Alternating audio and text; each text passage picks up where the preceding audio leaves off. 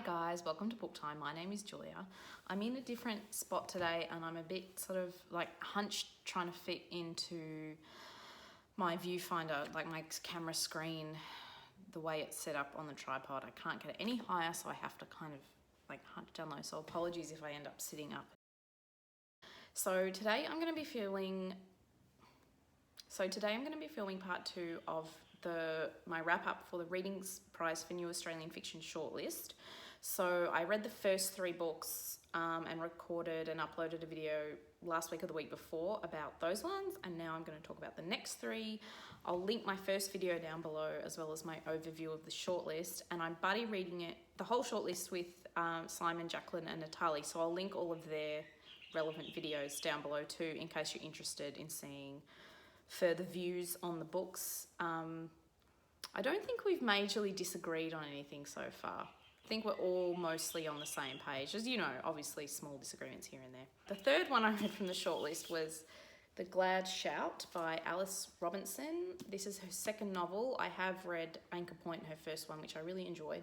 So the plot of this one, it's set in the future, but I wouldn't describe it as futuristic. So it's just set in the future in the sense that it takes place within a catastrophic storm event, flood event, that is a result of climate change, and it's set in a city like Melbourne. Doesn't say that it's Melbourne, but it's clearly like Melbourne. And the story opens with Isabel, who's probably about 30, and her daughter, and Isabel's husband entering a sports stadium, fleeing as a sort of climate refugee from this disaster because their house has been flooded. The whole city's been flooded. So it starts off with them trying to survive. It follows primarily Isabel and her daughter Matilda as they try and survive in this sports stadium. And then, subsequently, I don't want to go into it too much because I don't want to spoil it, but it's basically them trying to negotiate surviving this catastrophic event. Now, it's told in dual timelines. So there's that timeline, the one set in the stadium, which is the novel's present, even though it's our future, and then also Isabel's past. So Isabel growing up in Melbourne and the story of her own mother and her brother. That's also set in the future, but it's like the past from the novel's present, if that makes sense. So there's these 2 storylines, and I would say the focus of this book is definitely the effects of climate change, but also motherhood and mother-child relationships. So there's a lot in it about Isabel's own reflections upon motherhood, the gender politics of parenting, mostly the difficulties of being a mother. So even when she's in the sports stadium trying to survive, she's reflecting upon the fact that her husband's able to go out and do these other things, like go out and help people and, help people build tents and get food and stuff, whereas she has to look after the daughter and, the sense that the man has autonomy only because the woman is looking after the children, things like that. So there were some really interesting and cool reflections on motherhood. There were a lot of descriptions of motherhood, like particularly parenting small children, which I really resonated with and found quite profound. And then the other thread of the story is Isabel as a child reflecting. It describes her relationship with her own mother. And so her own mother is a very volatile character and basically quite selfish and not a very good parent in a lot of ways. So I guess you're looking at the way that Isabel's needs as a child aren't met, but the loyalty she feels to her mother nonetheless, and then how she reflects upon that situation when she's a mother with her own daughter. Anyway, so there's these 2 things going on. There's sort of the motherhood theme, and then there's the climate change theme. Like I said, I loved a lot of the reflections on motherhood in this book. I also really liked Alice Robinson's writing style. I found it very precise in describing a lot of feelings and scenarios which evoked particular feelings. I also thought the idea was really cool, like reading about a climate change catastrophe taking place in my own city or something that approximates my own city was really, really interesting.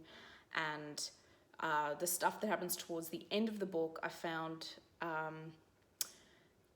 distressing and profound in the way that it made me reflect quite deeply upon not so much my future in the world, but perhaps what my daughter's future in a world affected by climate change could possibly look like, and what should we be doing now to mitigate these sort of disasters, but also what sort of things should I be teaching my children?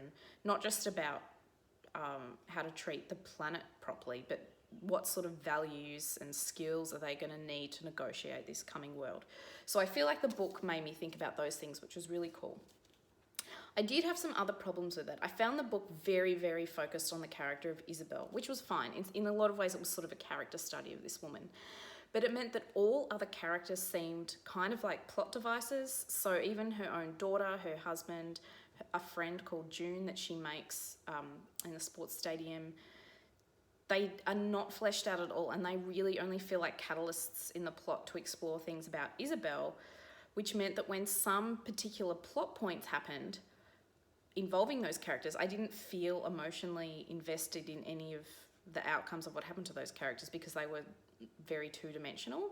So that was a bit of a shame because there were some things in there that I felt were designed to be quite distressing or emotional, and I didn't feel anything. Because of the way the characterization was kind of set up. So that kind of distanced me a little bit from the story.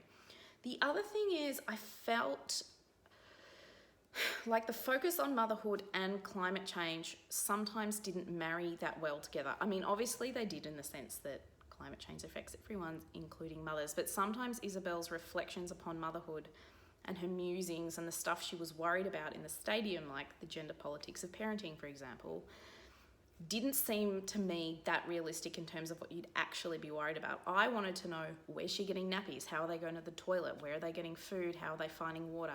How is she stopping her kid from getting gastro?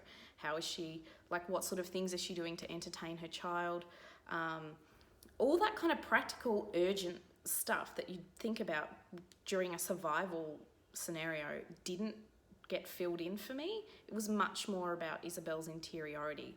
And so even though the interiority stuff was well written, it didn't resonate that convincingly for me in the situation that she was in, if that makes sense. So yeah, that affected the pacing as well. So sometimes it felt slower and less interesting because I felt like it lacked this urgency that you would actually have in that situation, or that I feel like I would have. Talking about it in our buddy reads, we all felt similarly, but some of them were saying, maybe it's intentional that Alice Robinson created this sort of lack of urgency to demonstrate the way that we're not acting urgently enough now, and criticising the way that we're acting now. And I did see her at a live event a few weeks ago, and she did say, look, I'm trying to draw attention to the white middle class because and their lack of action and mobilisation, because they're the ones cruising very comfortably at the moment. And so there's little incentive to change in terms of their day-to-day lives. So she wanted to write a book that reflected, a potential scenario that could happen to them. So in that sense, I can see that maybe she was criticising it. It just meant that it wasn't... in some ways, I just felt like this book could have been more than what it was. Because it was quite slow and the world building wasn't that effective. That said, it has stayed with me in a way that I didn't expect it would. So I do recommend it, particularly if you're interested in fiction about climate change or motherhood. I think there's some interesting things going on. I just think it wasn't developed enough, and that it was quite a long book considering not that much happens in it. It's mostly about the interiority of the character. So that was the first one that I got through. The next one is a book of short stories. Oh, I should say this one is out through Affirm Press. Now, the next one is called This Taste for Silence by Amanda O'Callaghan. It's a collection of short stories. It's her debut collection, out through the University of Queensland Press. This was so good. 5 stars. I adored it. I didn't know what to expect. I hadn't heard of this before it started. I had seen the cover, maybe in the bookstore, in a catalogue, not sure. But this blew my mind. So like the title says, it's a group of short stories, and they all in some way deal with the concept of silence or secrets, or why people choose to remain silent or don't choose to remain silent, might be forced to remain silent. And it's also about moments of reveal or disclosure, and all of that sounds really vague and abstract. So when I read the blurb, which says, it's about secrets, erasures, glimpsed moments of disclosure, The stories shimmer with unspoken histories, blah, blah. I was like, this sounds kind of vague and waffly, like maybe they didn't know what to say about it. But it actually works really well, and all the stories work so well together.